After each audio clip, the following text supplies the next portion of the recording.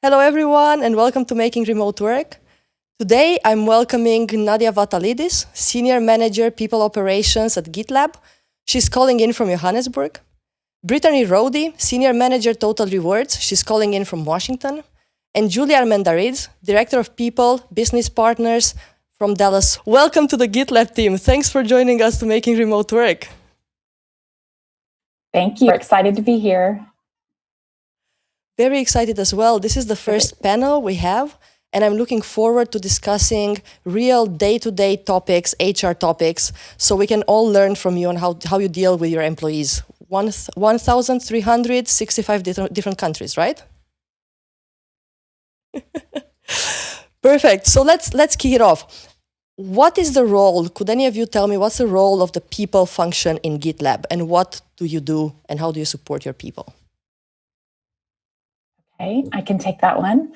So I think, like most companies, the role of the people team is to create the best possible experience for all team members, right? So they are engaged and produce their best work for GitLab.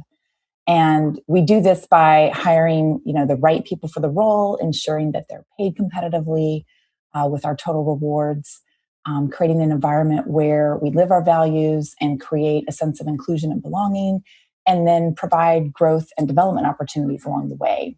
And we do all of that remotely, which is a huge competitive advantage for us, since it allows people to work from just about anywhere and have the flexibility they need for both their work and personal commitments.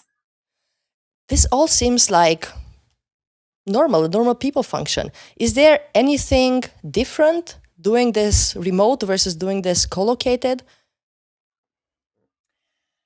So I think GitLab has taught me, honestly, that every function can work remotely successfully, as long as you have the right sort of tools, company values, processes in place to support remote work. At first, most of my career was spent driving into an office every day. And so when I first worked remotely, I wasn't sure, how is that going to work from an HR perspective? But again, GitLab has kind of proven to me that it can be done. And I think that part of that is making sure that you hire really talented people who want to work remotely and do it well. Because I think that remote work isn't for everybody, and that's okay. Some people like the separation of home and office. They like the camaraderie and the socialization of going into an office together. So I think that that's been a big learning point for me. I don't know, Brittany or Nadia, if you have anything to add there. Yeah, and I think it's important too that, just as Julie said, that somebody wants to work remotely. And we have had people who have started at the company and have said, I don't feel very engaged in this environment. And then there's other people where they're like, I can't imagine going back to an office ever. You'd have to pay me way more than I would ever be able to get in the market to have to actually work remote or to not work remotely anymore. And so, there's kind of that dual matching between finding, as Julie said, the right person for the job. But I'm quite curious, you've all worked co-located before and now you've moved remotely. Was it easy to embrace? How did it feel? How does it feel to work all remote versus co-located? For me, I started working remotely 3.5 years ago. It was a bigger adjustment than I anticipated, right? So I really thought I could just put my laptop anywhere in my house and work. And some people can do that. And I wish I could do that. But I quickly learned that for me, I really needed a dedicated space in my house so that I could sort of mentally switch off at the end of the day and enjoy the rest of my house without feeling like I was always at work. And so I think if you have the ability to do that even in a small way, that's helpful. And then a couple other things for me, like setting work hours. In the beginning, I found that I was just working all the time because it was really easy to do. You don't have a commute. So you just kind of roll out of bed, grab your coffee, and you can be working at 7 or 8 a.m. And if you're not careful, you can still be working at 7 or 8 p.m. at night, right? So I sort of figured out that I had to have a routine, just as if I were driving into the office. And the only other thing that I get asked about a lot is just loneliness. People ask, like, you get lonely working from home? Don't you miss being around people? And, for me, the answer is no, because I do have a lot of interaction with people all day long in my role. It's just done, sort of this way through Zoom meetings. And I look for ways to sort of get involved and have that people connection, right? So for me, I am pretty active in my local, like Dallas HR chapter organization. And so that kind of helps me balance out working from home with sort of some face-to-face social time with people in person. Yeah, And what we see a lot of team members do too is they actually get co-working spaces. So we sponsor that, we pay for that, and so that allows for that feeling of going into an office, yet you still have the flexibility of not having to go to an office every day if you don't want to, or you're not able to because you're traveling, or something like that. And the other piece is you can pick who you want to go to lunch with from perhaps your personal network as opposed to your professional network. And so you have that additional level of flexibility where you have more control over your own social and interactions and times, which can, for some people, can be really rewarding. In the last past days, I've been attending with another company meeting, an online meeting, but they've never been used to working remote, and this was a strategy meeting, and it felt quite funny. Like you have 1,300 people behind you, and they all know how to work remotely.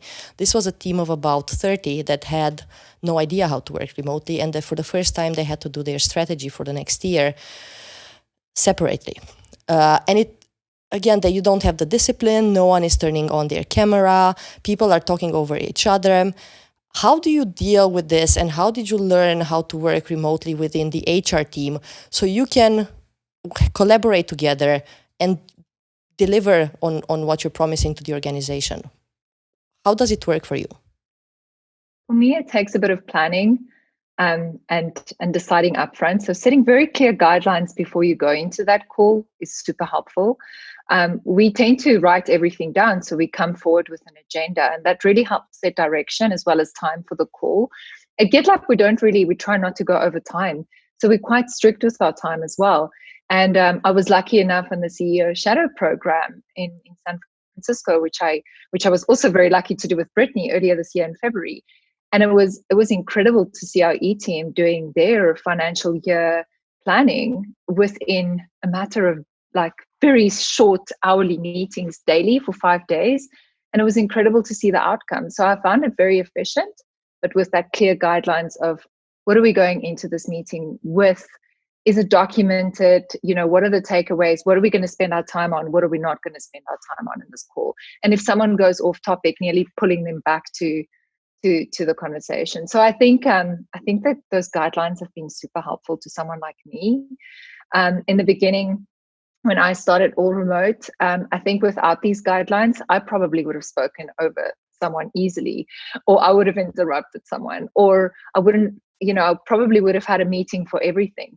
So also deciding why you have meetings and why are you going to connect to talk about something. Strategy is super important, but not every project, not everything you're going to be talking about needs a call or a meeting. Some of it can be done asynchronously via a conversation on Slack or a document, or whatever system they use to collaborate in. How do you keep track of what each other is doing, especially if you have projects together? Do you do that in GitLab? Do you do that in meetings, over phone? You document it? How does it work on a day-to-day basis? We dog food a lot, and I'll let my colleagues chirp in, but we actually use our own product. And that's been game-changing to me, because now we're working in the same environment as our engineers. And being a non-engineer coming to this environment, it certainly brought me a lot closer to the engineering teams at that stage. Now that we're much larger, to me, it makes even more sense. So we collaborate a lot in GitLab. We call it an issue. So if you have a new project idea or a problem to solve, you would create an issue in the GitLab issue tracker, and you would literally collaborate on there and communicate on there. And as you continue, that can change and evolve, and it doesn't stay the same. So you would continue iterating on it and eventually have a finished project that you don't have to merge a finished project. You can merge your first iteration live in our handbook. And so it's a very collaborative environment doing it in that way. I don't know what other HR teams are using any longer, and I can imagine they still use a lot of, whether that's docs and sheets, or PowerPoint presentations. We use less of that and instead actually dog food our own product. Yeah, there's still a lot of PowerPoint and Excel going around. If you can imagine that, it works, but yeah, it requires a different kind of interaction, definitely. And this is for the HR team, right? And I imagine at 1,300 people that it is big, but not as big as your entire workforce. So what do you do remotely if someone has an emergency or if someone feels isolated? How do you handle these from afar? Very similar than in a non-remote environment. So very clear guidelines on who to contact, where to get hold of them. And so we do have that in our public handbook. This is also helpful if a significant other or a family member wants to get hold of GitLab based on the team member that needs help. And even for things like disaster recovery, we have very clear guidelines around that and how we reach out to individuals in each location. Being in 65 plus countries, it's hard to know about everything that happens in the world, but we certainly try. And we encourage people to come forward if a situation happens in their country that could be affecting multiple team members, to let us know immediately so we can reach out. I think it's still very, very similar. We also have an employee assistance program. Brittany, if you want to talk a bit about that.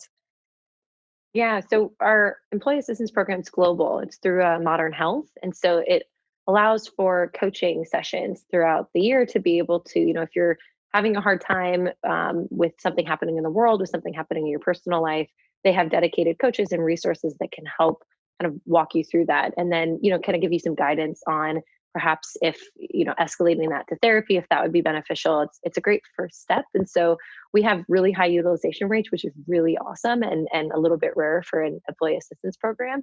And I definitely attribute a lot of that to the fact that the program itself is global. So you're not getting a, US centric view for somebody in APAC where they think this is not a useful tool. I actually wanted to ask if it is used or not, but you just told me that it is. How do you hire remotely? And this was a question that I heard in conferences. I've heard people asking me, and I don't necessarily want to understand what the process is, because I understand it's pretty much the same. And instead of having face-to-face interviews, you're just running them remotely via Zoom. But what are the key competencies that you're looking for to make sure that the people you're hiring are able to work remotely? Would you be okay if I screen share and show you a bit about our competencies at GitLab? Would that be allowed? Great, awesome. Okay, so you've disabled me to screen share. So if I can't, that's okay. Just done. Awesome, thank you. Great. So I've got the page ready and open. We've got a list of competencies listed on this page, and so you can see the handbook link is there if anyone wants to go and view it after. But this is really our single source of truth of competencies at GitLab, and there's been a bunch of iterations on this page already, which has been great. But these really give you a great idea of what we use. And the number one aspect, I'm going to scroll down a bit, is really around what we use. And so the first thing is values. If someone does not align to our values, I think they'll find it incredibly hard to work here, because we use values in everything we do. We also use that in the way we assign bonuses, the way we do 360 feedback. So during hiring, we certainly check for these. A quick example in my team is every person on the interview panel that will be interviewing this particular individual for my team or for a people group team that's under me would use a specific value and deep dive into that value during the conversation and highlight alignment or misalignment during the process, and based on that decide if we're going to be hiring. But we've gone a bit further with that now to really align to remote work competency. So how does this person align to remote work? Will they be able to be a manager of one? Can they self-enable? Can they self-learn? That's a huge part of our onboarding process. So this really connects them then to onboarding. It's hard to handle in a remote environment. It's important to self-enable. And so these aspects and these then link directly to those things. So there's a few listed here. Further to that, we also have functional ones. So that would link to the position directly that we use during hiring. And it's very nice that you're actually having these visible. They're transparent. Every candidate can see them up front, and it's not hidden. They can prepare to respond to your questions. Yeah. Tell me a bit, what are the showstoppers? Because I imagine a lot of people know GitLab work remotely, right? And they apply because they want a remote job. So immediately they would say, yeah, I want to work remotely. I'm good at working remotely. I need a laptop. I can connect with people. But how do you understand and how do you screen out? What makes you screen out people who don't belong? That's a great question. I think we really look at if someone is not going to be able to succeed in this environment. Communication is also key, both in writing but also verbal communication. If someone struggles to communicate directly in this environment, I think they'll find it incredibly hard to be successful here. So communication is key, but there's a bunch of other things. If we see early on alignment to someone that really is going to struggle to adapt from a very corporate environment to a company that sometimes create new rules and create a new space to work in, and has constantly challenged the status quo. So I think if someone comes with a very corporate mindset, it would be difficult to adapt in our environment, and we might decline based on that. Julie, I think you've partnered with us in so many interviews. Do you have anything to add? So I think that in addition to everything Nadia said, I think some of the groups also actually offer like mini assessments for certain roles, right? So if they're coming into maybe an engineering role or a financial analyst role or something like that, we may actually have them, the final candidates, do an actual mini project or assessment or something that can show us like, how does this person think? How would they problem solve this? How do they do this remotely and virtually? And that can give us a lot of insight as well. What I find difficult in recruitment and what I heard from hiring managers is that sometimes they have difficulties in making the hiring decision. And most of them are used to interviewing people face to face because they tend to say that they have a feeling for the person, which I think we all four agree intuition is not extremely good in recruitment. But how do you enable them to make these decisions remotely and trust in their decision and go ahead with it without feeling that I haven't really met with this person? Am I okay to hire them or not? Yeah, and I think one piece of the feeling is actually recognizing any sort of unconscious bias that might be happening. Are you evaluating this candidate based on their knowledge, skills, and abilities and the value they're going to bring to the company and their work and productivity? Or are you evaluating them based on an example we had in one of our recent unconscious bias trainings was, would I want to have, a drink with this person, or would I want to sit at the airport with them for a few hours? And that doesn't create an environment of diversity and inclusion and belonging in which, instead having sort of set criteria in your job family or job descriptions on what you're actually looking for in each candidate and hiring the most qualified one. Yeah, for sure. Another thing that I wanted to ask is, very important in recruitment is the relationship between the recruiter and the hiring manager, right? At that point, they can communicate better, understand the jobs. The recruiter can know the team that the hiring manager is part of, what they need in terms of skill, what they're missing, and then hire those additional people to complement what's already there. How do you make the link between the recruiters and the hiring managers so you can create that connection and rebuild that relationship so recruitment quality-wise can be better? Most of our recruiters spend on a recurring weekly call with their hiring managers. So they do have specific divisions that they take care of. So product would, for instance, have a very specific recruiter, or the support engineering team, or engineering in general, or the people group, or G&A would have a recruiter that's then has a couple of hiring managers they look after. And the sourcing team as well. So both right through from sourcing and recruiters would spend time with these hiring managers. And so this could be a recurring weekly meeting to make sure there's very close alignment. What I've even seen happen is some of the recruiters want to see what kind of work they actually do. So shadowing some of the team members, participating in some of their meetings. So if they have a weekly call, really, really getting involved. And it's not on the ground because we're not in person, but literally getting involved with the team and getting to know them super closely.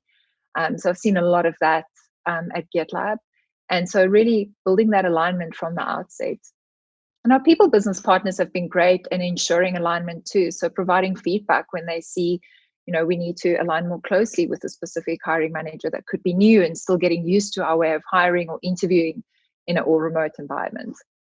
Do you get involved as HR business partners in the recruitment process, or is it more recruiter and hiring manager? So each business partner is probably a little bit different. I know for the groups that I support, I'm pretty involved when they are hiring someone into a people leader role. So anyone that they're going to hire that's going to manage team members, I typically participate in those interviews. But I think each group is probably different. And I will say, I mean, we are blessed with a very robust, very talented recruiting team of recruiters, sourcers, coordinators. And they are aligned and dedicated to different divisions within the company. So, I know that the hiring managers in the group I support, they see those recruiters as an extension of their own team and as a partner. And they work very, very closely together, whether it's async or sync. And those recruiters get to know those roles really well, what they're looking for, what works, what doesn't work. And so it's a really great partnership there. Brittany, how about the compensation philosophy when remote? I've heard so many different things about we just set pay US based, and then if someone in India gets the same pay as the US, lucky for them, they earn more than anyone else in India. I've heard, normal bands like every company uses. What's your compensation philosophy in GitLab? Yeah, so we have a compensation philosophy of paying to local market. And that's been our philosophy since we created a philosophy and actually started writing things down and creating a process around that. Our goal at the end of the day is to effectively recruit and retain our team members here at GitLab globally. And so to do that, we want to ensure fair compensation, not only in cash compensation, but also in their benefits and in their equity packages to make up their total rewards package at the end of the day.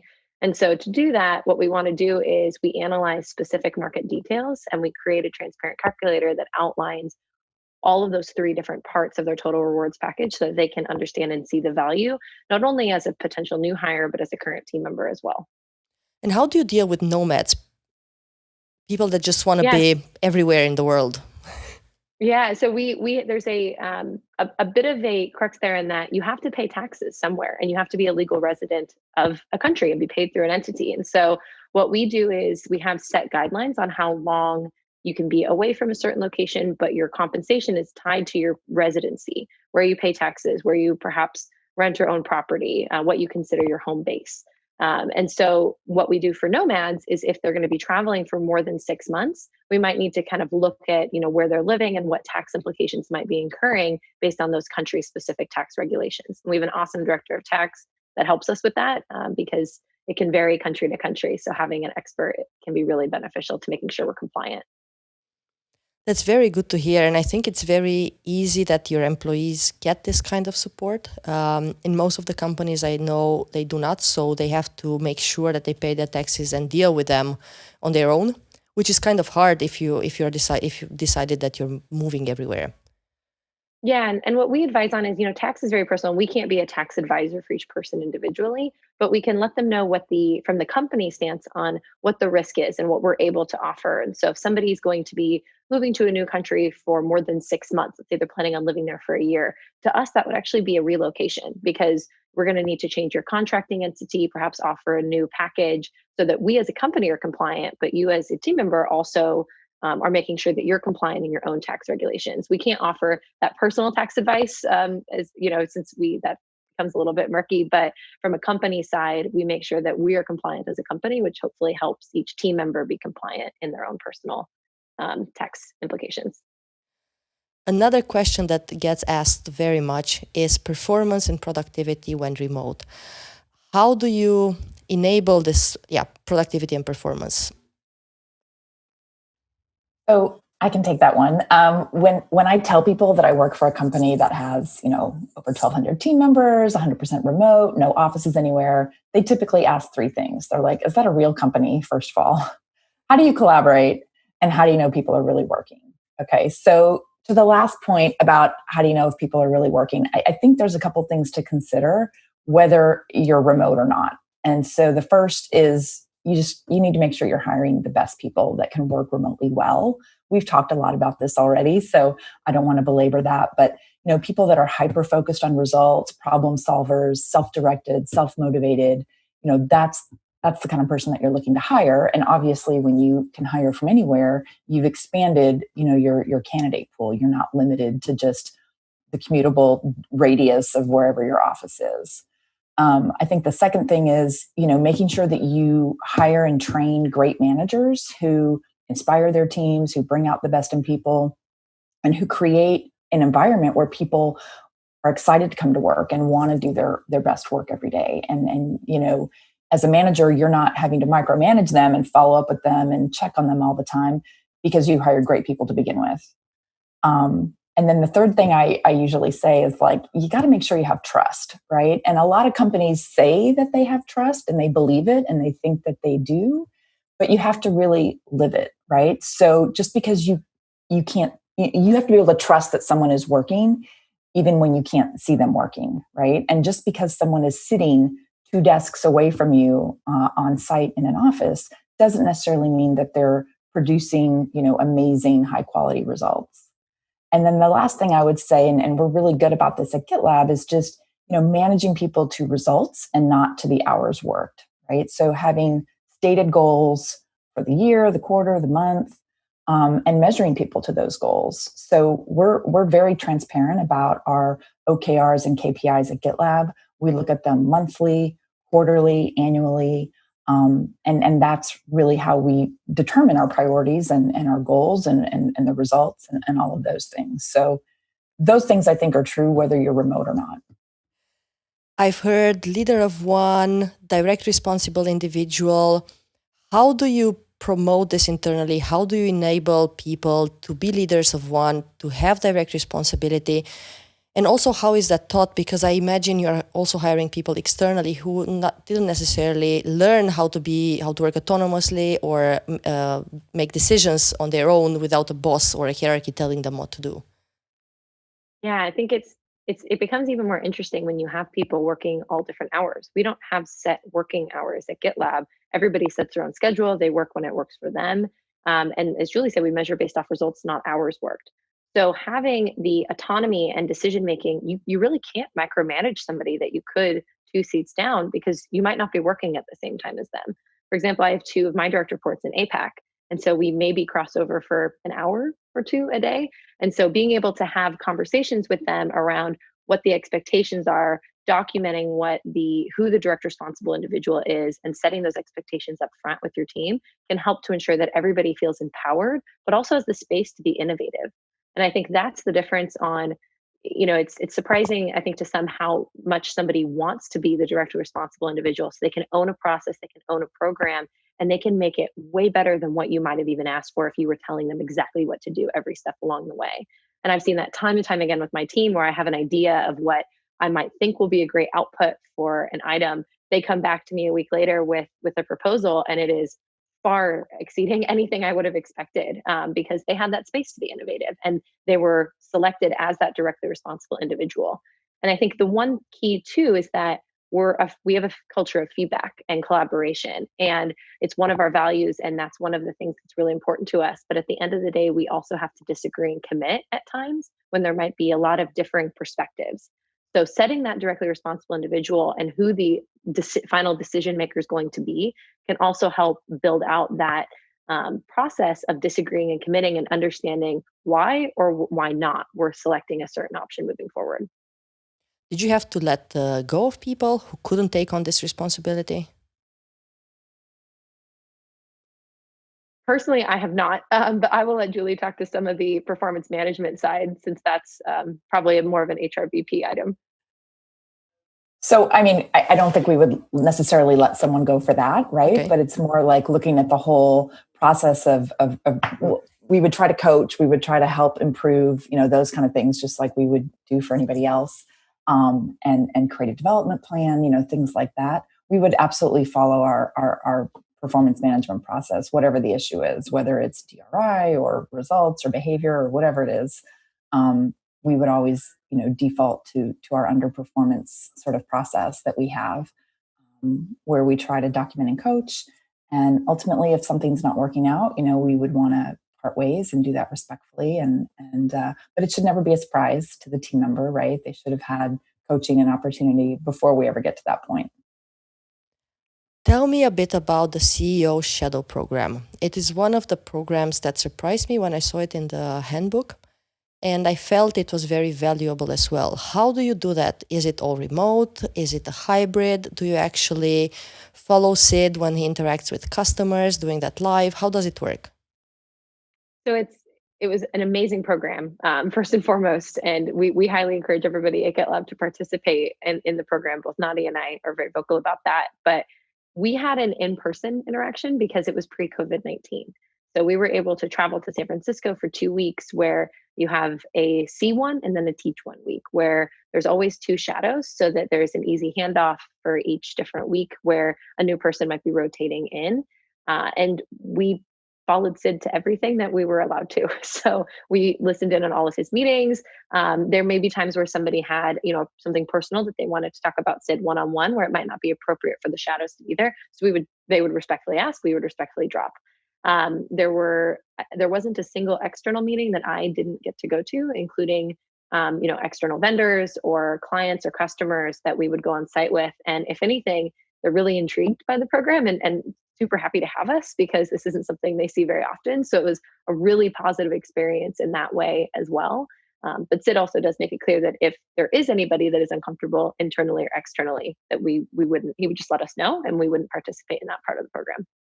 So during the program, Brittany, would you drop off any of your responsibilities and just be a shadow, or would you have both hats? Would you wear both hats? No, you are. It's like being on vacation for 2 weeks from the perspective of your day job. And so, I had, my team and my manager cover for my day-to-day responsibilities. And then that way you're completely focused on gaining as much knowledge as you can and experience from the CEO Shadow Program to take back to your day job and be able to, implement some of those things. I actually wrote a blog post after the CEO Shadow Program on how the program itself allowed me to be more productive throughout, the shelter in place that we had here in the US, where I had my wonderful 2-year-old daughter, who is an office assistant, but a very interesting office assistant, in that she might not have been super helpful at all times, always entertaining, but definitely didn't help productivity. And so finding small ways to take some of those learnings and implement that into how I work during that time allowed me to stay as productive as I was pre-COVID-19, but in a totally different way. And then now the Shadow Program post-COVID-19 is completely virtual. So they still come into all of Sid's meetings, but it's all through Zoom. There's nothing in person in San Francisco. Who can apply for the program? Or are they selected? Are you selecting people based on certain criteria? They're not selected, so you can self-select to apply. We do have specific criteria for that in our handbook, and currently it's really based on, I hope I'm correct here, and I need to check the handbook, but I think it's manager and up. And then we have some great inclusion aspects as well that we include in the guidelines. At times, if there's a last minute opening, anyone at GitLab could apply to attend. Now during COVID-19, considering time zones and Pacific time zone, it's important to be able to align to that. So that could also be a criteria, but to go when COVID-19 hopefully ends in the world and we can go back to an in-person CEO Shadow Program, then there is an opportunity for everyone. Really, it all depends on the timing and if the criteria is made. When did you start this program? Is it new or was it always there? Probably been at least a year. Hey, Brittany? Yeah, it started in, I think, August of last year. And, a big part of the program was also building out the program. So one thing that Shadows have done every step along the way is we have a whole CEO Shadow Program page where we outline, what to do in the office. Like, what are the shadows responsible for? What is Sid responsible for? How do you do the handoff between different people? And just adding in more and more context so that it's really clear to somebody when you walk into the office on day one, what are the expectations? What are you gaining from it? But also what is it not? It's not a chance to sort of have your performance evaluated. Like, Sid's not looking at each person when they come in and evaluating them on their performance at GitLab. It's just there to facilitate a learning and an exercise and being able to see at a leadership level very transparently what happens within an organization on a day-to-day basis and how those calls are managed, how they're efficient, what types of topics do we discuss, so that you can kind of have a broader view of the organization instead of the specific role or function that you support. Everything in GitLab is based on values. So how do you enable those values in the organization? How do you promote them, reward them, and make everyone live them, not just plaster them on the wall? Yeah, so the one thing that we do is we don't talk about our culture very often. Culture can be very ambiguous. We relate everything day to day to our values, whether that's through a discretionary bonus. How did somebody align to one of our values? That's one of the criteria. Whether it's through a promotion document, which is also transparently shared with everybody once approved, where it specifically outlines how did this person contribute and demonstrate our values at their time at GitLab, and how do they also fulfill the new requirements and responsibilities of this role to fulfill their promotion. We talk about it in just day-to-day meetings. We might discuss how we want to take an iterative step and what's that first iterative step, so we're not taking on this huge project. So having it become part of the day-to-day conversation and not this ambiguous idea of what culture may or may not be really helps to live your values, because it's something you're constantly thinking about and drawing back to in every interaction. The other thing I would say, just to add on to Brittany's comment, is that as a people business partner, one of the things I really appreciate, the values give us a framework to give each other feedback, right? So whether it's positive or constructive, it's very helpful to be able to tie back to our values when we need to give someone feedback, especially when the feedback is hard. And I think that's been super helpful. And how do you build? Because whenever I talk to you or to Darren or anyone in GitLab, it feels like every process you build, every workflow is based on these values. So how does it work? How do you go about when you're building a new process or changing one? How do you go about bringing it back to values and basing it on values? This is a great question for HR, right? Because we have transparency as a value. So something that's quite tactical. So I'll use a very tactical and non-tactical example. But if you're going to be working on a project, imagine doing so in public. So imagine even from that very first step of writing down what you're going to be working on to doing the research, and using iteration, because you're going to keep building on that iteration. You're using transparency because it's transparent and in public. Some issues are confidential because it's people related, or it's related to a vendor or something to that effect, or we want to improve something that's a little bit more sensitive. But everything we do in that way would then relate back to a value: collaboration. So who am I including in this process? Who do I need to involve? Who do I need to check with? Is there security compliance aspect? So we really use those values throughout, if you can imagine, an HR project, whether that's a change we want to make or an audit, whatever the case may be, we use it in every way and form. And then on a non-tactical way, if you're going into a call, are you transparent about what you want to meet about? Who you're going to be collaborating with? What are the takeaways from that call, so we don't repeat the same agenda items, so we can keep iterating on the project we're working on together? Is it inclusive? So I think we use it in so many different ways. But I hope those tactical examples helped you see how we do it. For sure. And you were talking about transparency. And is there what's the value that it brings to GitLab? Just pure transparency. It brings such an amazing response back to feedback. I think one of the things that transparency can do that you might miss if you don't have things out in the open, whether that's to the broader community or to just your internal company itself, is you miss an opportunity to have the diversity of thought on a specific item. So if I'm creating a new total rewards process and also doing transparency when it seems hard is probably the exact right time that you should do it. Because if you're not comfortable with sharing what you're thinking or what you're doing along the way, how can somebody be comfortable at the end result with how you got there? They can just read through exactly what steps were taken, who was involved, who the stakeholders are, and have a broader understanding without ever having to ask the question. But there's been a lot of times where I've opened up a new issue on total rewards and had somebody outside of the people group give feedback from a perspective that I might not have ever considered, because I wouldn't have thought about it from that vantage point. And so this amazing opportunity to have everybody contribute or anybody be able to give feedback on any project can help us to iterate a lot faster and to have a better end result when we're done with the project. When we were preparing for this call, to setting it up, you told me that you put a value, an actual number on remote work. Tell me how you went about it and what is that value? The value is priceless. So I think one thing that we did is as part of our compensation calculator, where we have our total rewards package, you have the cash compensation component, the benefits component, and the equity component, as we discussed a little bit earlier. And in that benefits, there's the benefit of working remotely. And there is an opportunity cost to not commuting every day, to spending more time with your family, to having more time back to yourself if you're not spending as much time in a car, for example. And we can't put that value to what that means for each person, and to some that might be a negative value. That might not be something that adds an opportunity cost to them. So we created a tool where it's not populated at all. The end result just says priceless, because there isn't a dollar value on it. But somebody can perhaps start adding in some of those opportunity costs to get a better idea of what it would mean for them to move to remote work, and how much that can save in the intangibles and the tangible costs. Did anyone do it? Did anyone try to put a number to it? We never tried to put a number to it. From the first iteration, it always said priceless, because it is very personal. And so unfortunately, there isn't market data around the value of remote work, and that's going to vary person to person. And we want to make sure not to get too bogged down in a tangible number, instead of having people really think about what that value would be for them. You keep saying iteration.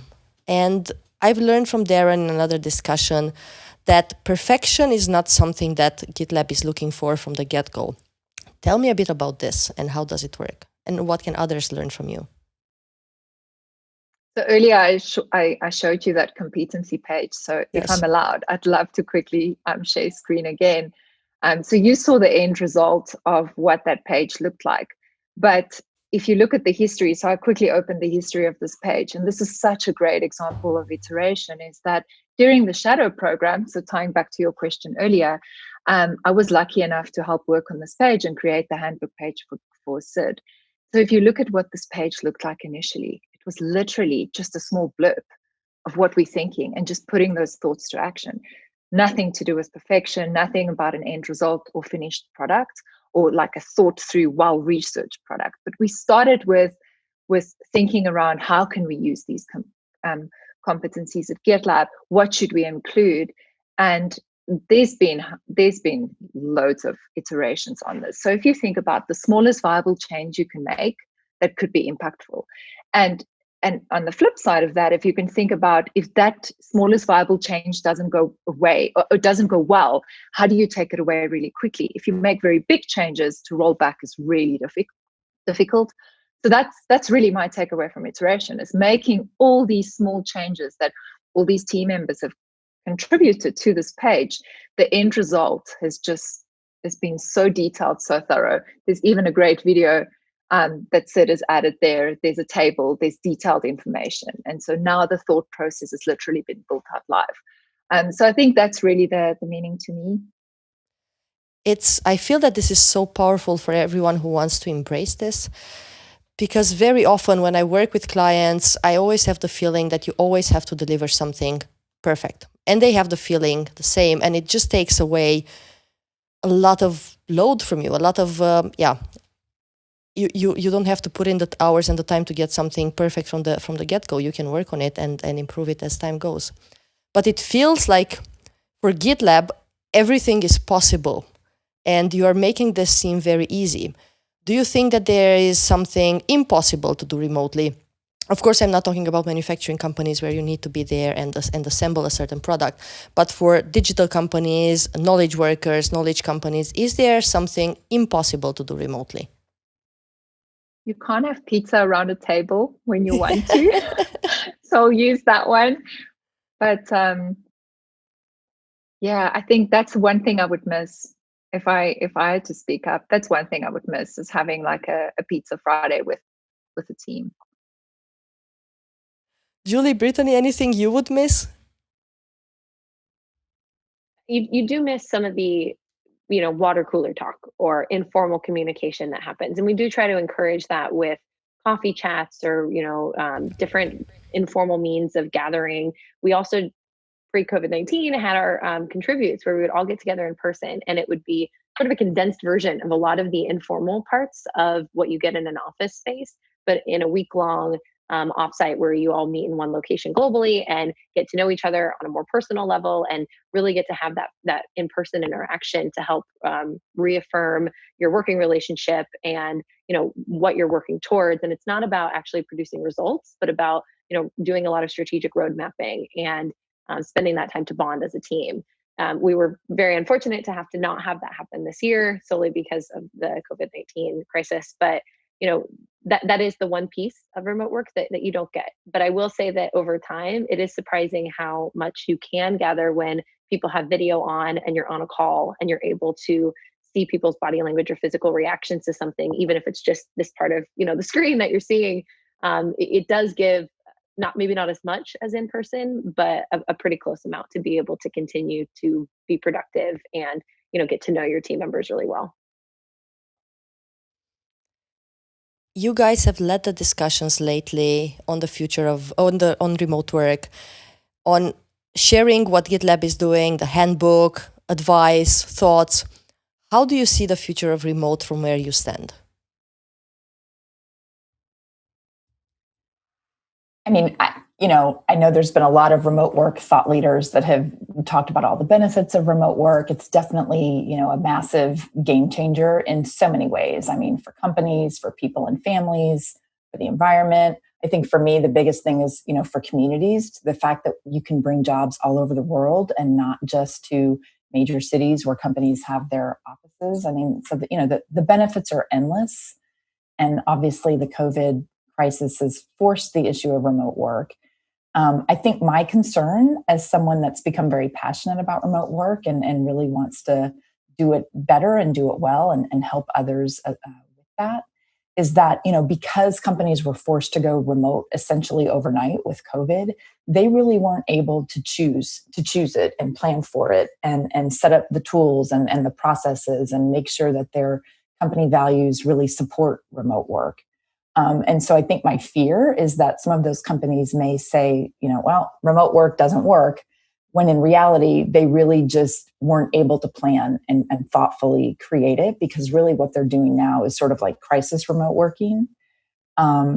And so I would just hate to see it sort of backfire. And because I think that, post-COVID, there will be people that want to go back into the office, right? They like the camaraderie, they like the socialization, they like pizza Fridays, But I think there'll be a lot of people that now that they've experienced the benefits of it, they're going to want to stay remote. And so, I think that we've talked about all the ways that remote work is a competitive advantage for companies. And I think that it works really well if you're thoughtful about it. And even at GitLab, I mean, we're 10 years old and we're still learning and tweaking and iterating on everything that we do, including remote work. So, we're learning as we go, and we are happy to share those learnings with everyone. I know you've partnered with Darren Murph quite a bit, and we have a remote work guide, and we're pretty open about sharing all of those learnings.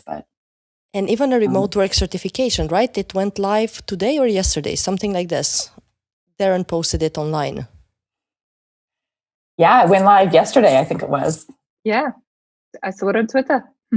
So for anyone out there wanting to learn how to do remote better, definitely there is a remote work certification which is free for everyone to access on the GitLab page. Absolutely. Nadia, Brittany, Julie, thank you very much for today. It was a pleasure. Thank you, Julia. It's great meeting you. This has been fun. Thank you.